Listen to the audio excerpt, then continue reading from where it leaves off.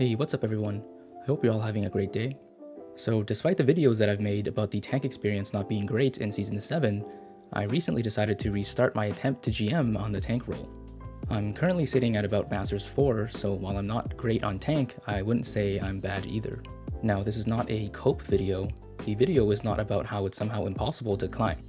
I've already made 2 entire videos talking about the tank experience, but today I wanted to bring up something a little bit more specific. And what I wanted to talk about is the phenomenon of Mei and Bastion, which are in my opinion some of the best examples of what makes tank frustrating to play. They have always been annoying for tanks, but I've been noticing them more and more in my games, both on my team and the enemy team.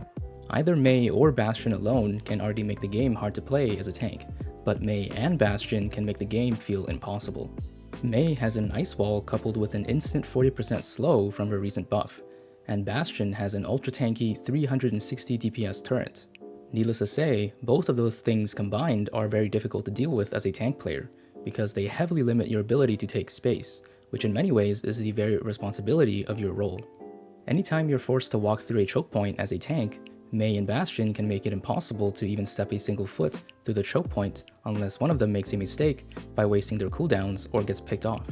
What happens is that Mei will simply wait for you to step forward just a tiny bit, and then immediately wall you off from your team. Then Bastion goes into turret form and starts blasting away.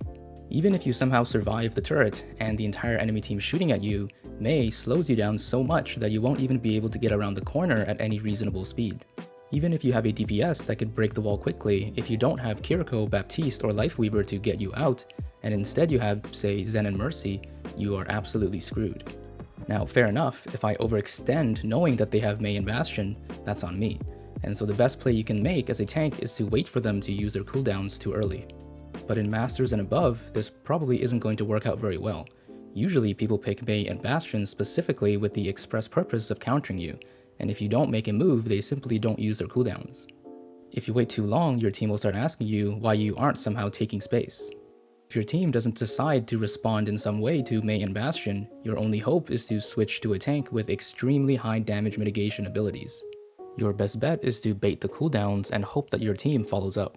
In many cases, both you and your supports will need to use all of their important cooldowns to survive.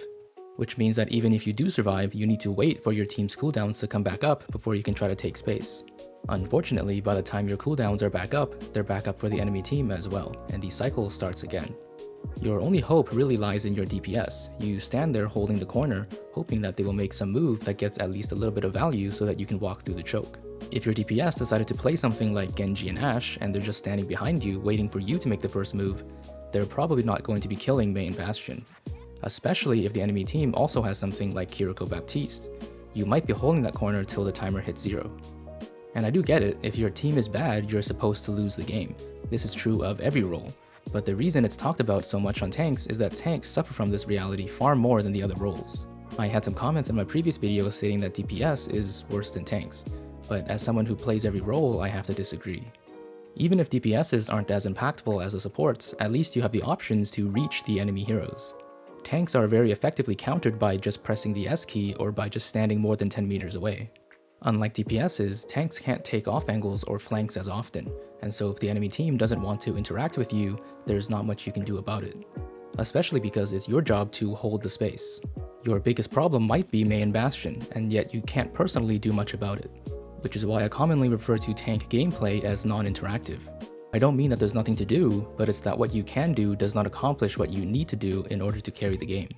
I have seen some opinions stating that that's exactly what tank gameplay is supposed to be like. All you're supposed to do is tank damage and rely on your team to do the rest.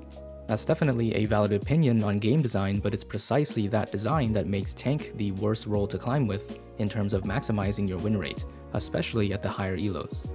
Highly competitive players care about one thing, and that's winning as much as possible.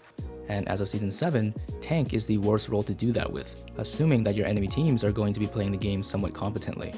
Now, if you're in a rank where enemy teams do not play competently and Mei and Bastion will just throw the game anyway, then that's a different story. As I've said before, relying on your team is necessary, but the more you have to rely on your team, the worse your potential win rate is going to be in a solo queue environment, assuming you're equally skilled in every role. In my opinion, good game design necessitates that you always have good options to at least attempt to outplay the enemy team, no matter what they pick. Even in the current rock, paper, scissors meta, if the enemy team plays Mei and Bastion, it feels like they just pulled out a gun and none of your rocks, your papers, or scissors can do anything about it. Beyond Mei and Bastion, I haven't even mentioned Zenyatta's Discord Orb or Anna's Anti-Heal, which can punish you just for looking at the enemy team for too long. It's ironic that the role called tank can be killed so quickly just for stepping around a corner. In the now single tank format, having anti-tank abilities is perhaps unnecessary, and being able to run a full team of anti-tank heroes might be excessive. Beyond competitiveness, fun is also an important factor in a recreational activity like video games. FPS players play FPS games to shoot at things. Now maybe the problem is the players, and tanks should be content with just playing hide behind the corner simulator, and if they want to shoot things, they should have chosen to play damage or support instead. I understand that sentiment, and it's exactly what's happening right now. Tank mains are leaving their role to play either of the other two roles, which is a problem because you need a tank player to make a team. I don't think the problem is even at its peak, and it's only going to get worse until we have to consider removing another tank in order to save the queue times. That's all I have to say for now, and I would love to know what you think. Am I overreacting, and is Mei, Bastion, Zen, Ana actually super fun to play against as a tank? If you enjoyed the video, consider subscribing and leaving a like and comment to support the channel. And with that, I hope you have a wonderful day.